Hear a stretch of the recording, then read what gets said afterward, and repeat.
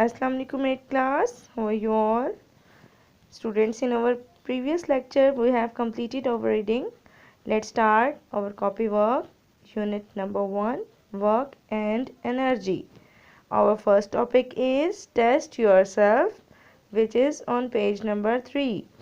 Our first question is what is work? पहला question है बेटा, वर्क किसको कहते हैं according to science language? Answer देखिए, वर्क इज डन, काम तब होता है whenever a force is use to make something move, जब फोर्स की मदद से किसी चीज़ को मूव किया जाता है, किसी चीज़ को हरकत दी जाती है। Work is equal to force multiply by distance. ये डिस्टेंस वो है जो फोर्स की वजह से कोई भी ऑब्जेक्ट कवर करता है। क्वेश्चन नंबर 2 देखिए, what units are use to measure work? Work को मैयर करने के लिए कौन से यूनिट्स यूज होते हैं? आंसर देखिए, work is measured in joules. Work को हम जाउल्स में मैयर करते हैं। 1 joule of work is done when a force of 1 newton move an object a distance of 1 metre. ठीक है, जब 1 न्यूटन की फोर्स किसी भी ऑब्जेक्ट को 1 मीटर तक मूव करती है तो वर्क 1 जाउल कहलाता है। 1 joule is equal to 1 newton multiply by 1 metre. Next देखिए, क्वेश्चन नंबर 3 देखिए students, if a spring trolley, shopping trolley on this page was pushed 15 metre, how much work would the boy do? अगर shopping trolley जो आपको page number 3 पर दिखाई गई है, अगर उसमें एक ये जो स्टूडेंट दिखाया गया है, ये जो बॉय दिखाया गया है, ये देखिए, ये एक ऑब्जेक्ट को मूव करता है, एक इस ट्रॉली को मूव करता है 15 मीटर तक, तो कितना वर्क डन होगा? देखिए इस डायग्राम में आपको दिखाया गया है 10 न्यूटन फोर्स है और 5 मीटर वो डिस्टेंस कवर कर रहा है। तो हमने इसको जो रीडिंग के दौरान में सॉल्व किया था, तो 10 मल्टीप्लाई बाय 5 किया था हमने, 50 जॉल्स वर्क इस वक्त ये कर रहा है स्टूडेंट। अगर 5 मीटर की बजाय हम 15 मीटर लगा देंगे तो आपने कैसे इसको सॉल्व करना है? Let's see it. सॉल्यूशन देखिए, आंसर है जी, फोर्स, आप पहले डाटा बनाते हैं। फोर्स 10 न्यूटन की है, डिस्टेंस है जी 15 मीटर, वर्क का फॉर्मूला है work is equal to force multiply by distance. Force है 10 न्यूटन और डिस्टेंस आपने 15 लगाया है। ठीक है जी, जब हम इनको मल्टीप्लाई करेंगे तो आपका वर्क डन आएगा 150 जॉल्स। ठीक है जी, आपका आंसर है। नेक्स्ट टॉपिक देखें, टेस्ट योरसेल्फ पेज नंबर 5 पर। What is, first question number 1 देखिए, what is potential energy? Potential energy किसको कहते हैं? बेटे हमने रीडिंग में भी किया था, वही डेफिनेशन आएगी। आंसर देखिए, when energy is stored in an object, जब एनर्जी किसी ऑब्जेक्ट में स्टोर की जाती है, महफूज हो जाती है, as a result of position और कंडीशन, उसकी पोजीशन या कंडीशन की वजह से या चेंज होने की वजह से, it is called potential energy, तो उसको हम पोटेंशियल एनर्जी बोलते हैं। ठीक है जी, नेक्स्ट देखिए, क्वेश्चन नंबर 2 है बेटा, why do things fall to the ground when you drop them? जब आप किसी भी चीज़ को फेंकते हैं तो वो ज़मीन की तरफ क्यों जाती है?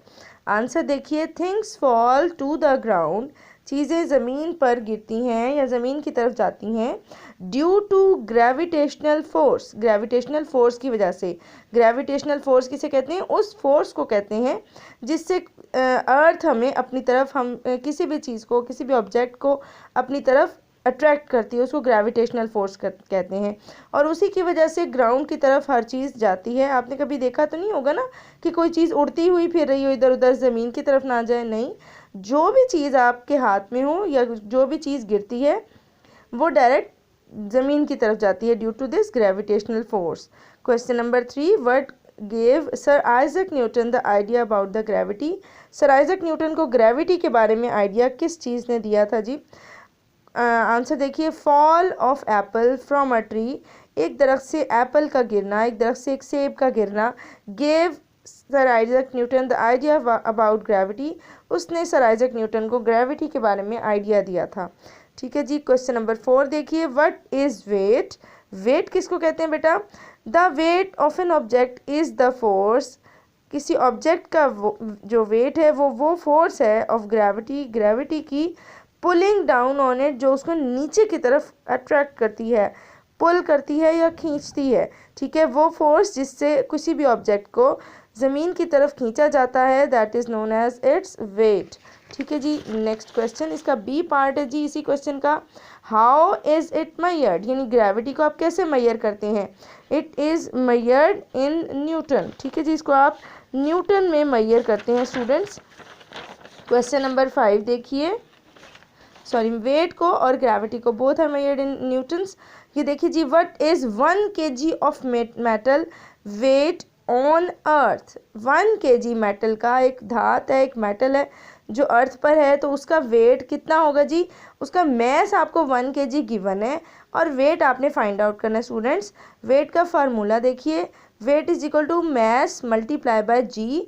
जी आपने रीडिंग में भी पढ़ा था, g is always 10 metre per second square. G जो है वो 10 उसकी वैल्यू फिक्स है, ठीक है। और मैस आपने अभी पढ़ा है 1 kg है, इसलिए 1 लगाएंगे, 10 को 1 से मल्टीप्लाई किया तो स्टूडेंट्स वेट जो है उसका 10 न्यूटन आ रहा है। एक मेटल जिसका मैस 1 kg है उसका वेट 10 न्यूटन होगा। नेक्स्ट देखिए क्वेश्चन नंबर 6, इसका व्हाट इज़ जी। जी किसको कहते हैं जी, अभी हमने स्टूडेंट्स वर्ड यूज़ किया जी। इस जी को आप देखिए क्या कहते हैं जी। जी इज़ ग्रेविटेशनल फील्ड। जी बेटा ग्रेविटेशनल फील्ड स्ट्रेंथ है, ग्रेविटी की स्ट्रेंथ है, ग्रेविटी की वो ताकत है, वो कुव्वत है। इट्स वैल्यू इज़ 10 न्यूटन पर किलोग्राम, और इसकी वैल्यू कितनी है, इसकी वैल्यू है 10 न्यूटन पर kg। ये आपने स्टूडेंट्स सब क्वेश्चंस अच्छी तरह रिवाइज करने हैं और इनको अच्छी तरह आपने अपनी कॉपी पे भी नोट डाउन करना है और इसको याद भी करना है। Thank you.